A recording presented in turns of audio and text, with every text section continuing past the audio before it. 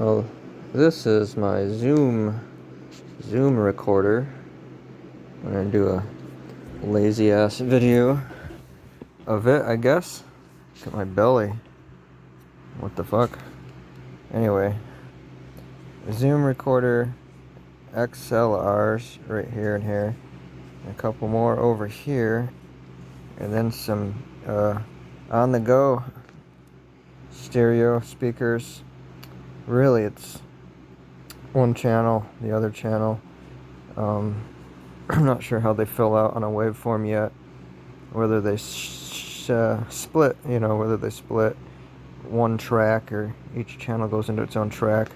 Not so sure.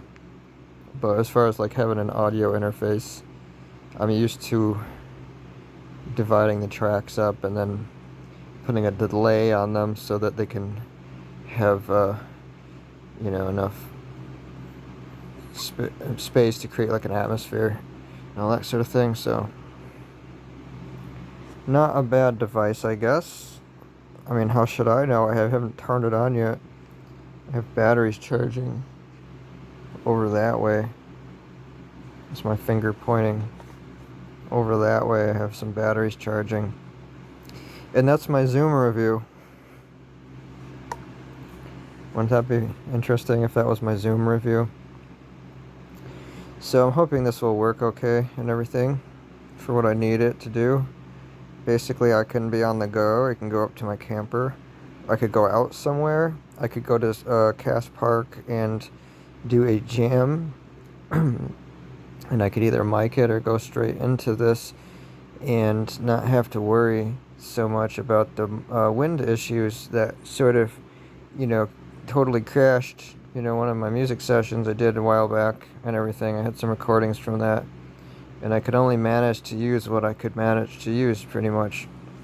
And you have a very furry looking mic cover that's a wind protector for this.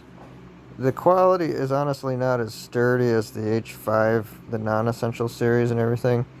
And the packaging it came in was sort of rubbish, and it doesn't have a case for it even, but, that's called an upgrade in today's world or something. You could write the word sustainable into it somewhere, make it, worse in some ways, and and then that's how it goes. But it's not horribly bad, the plastic material. It is more plasticky, however, because I've had a H5.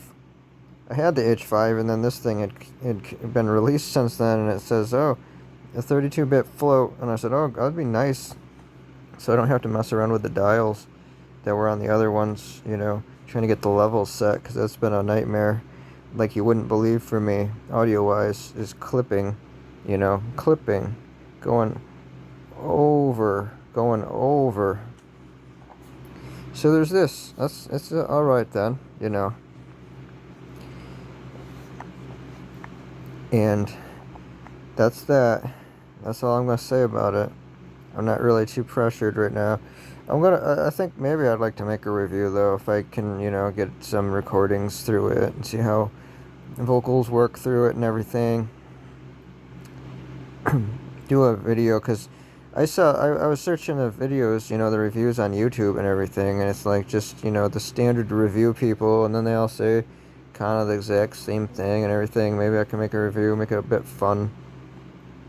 Make it for those brash folks out there or whatever, Make it for us, erudite bastards, I guess you could say. So, the buttons are squishy. It's very bizarre. Like, a lot of this scares me, but anything I have that I have to protect other than myself, if it's a technology, kind of scares me. One thing that's weird too is there's not like a built-in battery. Look how this is. Can I brighten this up any? I just literally tried to brighten this up, the recording process. This phone is outdated. That's great, but there's not like a little watch battery in here or anything to actually keep memory sets or anything like that, which is bizarre because my camera has a little hidden clip area where there's a little watch battery in there, and that'll take care of your time and date memory and everything, so you don't have to like program it every time you change batteries, like regular batteries, to power the device. To have something set as a time and date battery internal wise is kind of a nice, handy, essential thing, to have around. But yes, these are very squishy buttons, so I guess if I get... My idea for things is to use these things for life. Like if you get something, you want to use it for forever, like a lot of the 70s and 80s equipment out there for recording and everything. But I guess the idea is that things are eventually obsolete and you're supposed to get a newer version of something, so I'd rather not have that happen. But let's see what the button situation is then in future years. I feel like this will like melt. The button will melt in. It's very squishy material on there. So I have a set of batteries charging up though, and then I'm gonna switch it on, format my memory card, drag the update file onto the card so that it's version 1.1 or whatever the newer version is, just to install the firmware, to update the firmware.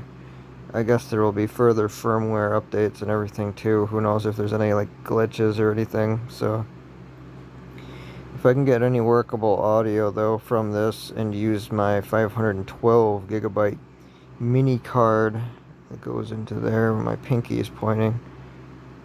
So anyway, that's my Zoom review. It's not really.